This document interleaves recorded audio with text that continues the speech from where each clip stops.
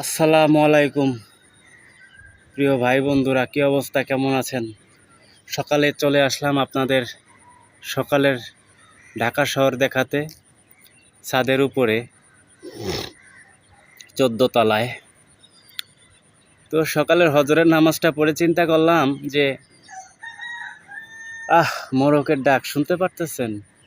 কত সুন্দর, মোরগের ডাক। আমি আছি বর্তমান লালবাগ কেল্লায়। তো এখানে তো দেখতেই পারতেছেন ভোরের কত সুন্দর মোরগের ডাক। আগে গ্রামে এরকম হতো যে ভোর হলেই মোরগের ডাক শোনা যেত। এখন আসলে আমরা শহরে থাকি, সব জায়গায় এগুলা হয় না। যেহেতু পুরান ঢাকায় এর ঐতিহ্যটা ধইরা রাখছে, এই যে মোরগ অনেকেই হাউস করে শখ করে মুরগি পালে, সেই মোরগের ডাকটা শোনা যাচ্ছে। খুব ভালো লাগলো আসলে। প্রকৃতির সাথে না মানুষ, আমরা, আল্লাহ আমাদের সৃষ্টি করেছেন, প্রকৃতির সাথে মিশে থাকতে ভালো লাগে। হঠাৎ করে একটা জায়গায় যাবেন, দেখবেন যে অনেক ভালো কিছু, তখন আপনার কাছে অনেক অবাক লাগবে যে এত ভালো কিছু এখানে। খুব ভালো লাগছে আসলে। আমি ভাবিনি আমি ভিডিও করব সকালে এসে হজরের নামাজ পড়ে ছাদে। এটা ভাবছি যে পুরান ঢাকার একটু শহরটা দেখাই, কিন্তু কখনো ভাবিনি যে এখানে এসে আমি মোরগের ডাক শুনতে পারবো।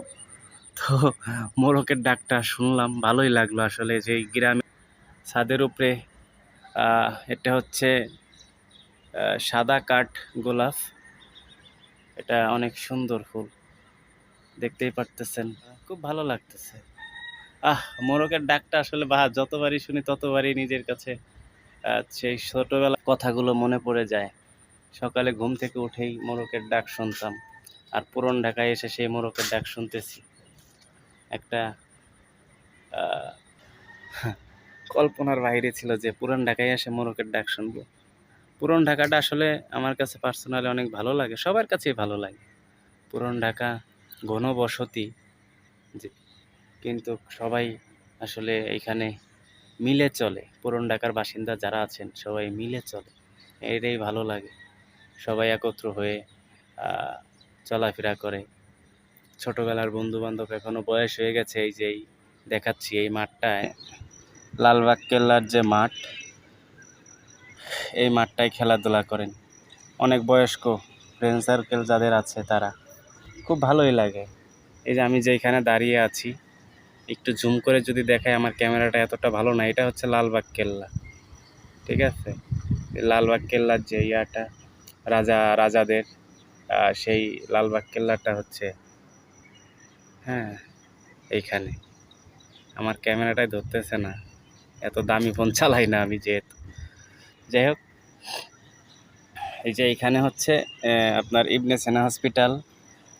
এই যে ইবনে সিনা হসপিটালটাই, যে এই বিল্ডিংটা, ওই যে দেখতেই পারতেছেন লালবাগ কেল্লার এই মাঠের এইখানে। আর এই যে আপনার ঢাকেশ্বরী মন্দির, এই ঢাকেশ্বরী মন্দিরটা এইখানে।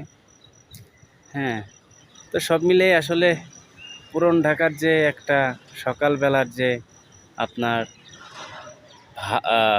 ঘুম থেকে উঠেই হজরের নামাজ পড়ে যে ভালো লাগাটা, সেটা ছাদে উঠলে বোঝা যায় যে আসলে কতটা। বিষয়টা এখান থেকেই আসে যে ছাদে উঠলেই মনটা ভালো হয়ে যায়। যে সকালবেলার কি সুন্দর আবহাওয়া। একটা অন্ধকার অন্ধকার বলতে কুয়াশার মতো দেখা যাচ্ছে, মনে হচ্ছে যে শীত পড়ে গেছে, এরকম মনে হচ্ছে আমার কাছে। যাই হোক, আমরা যারা মুসলিম আছি, আল্লাহ আমাদের এই পৃথিবীতে পাঠিয়েছেন তার ইবাদত করার জন্য। তো আমরা তার হুকুম পালন করব এবং আল্লাহর অনুসরণ হয়ে আমাদের চলতে হবে এই দুনিয়া। যাই হোক, ভালো থাকবেন, সুস্থ থাকবেন, এবং আল্লাহর কাছে দোয়া করি আল্লাহ সবাইকে ভালো রাখুক, সুস্থ রাখুক। এটাই। আল্লাহ হাফেজ।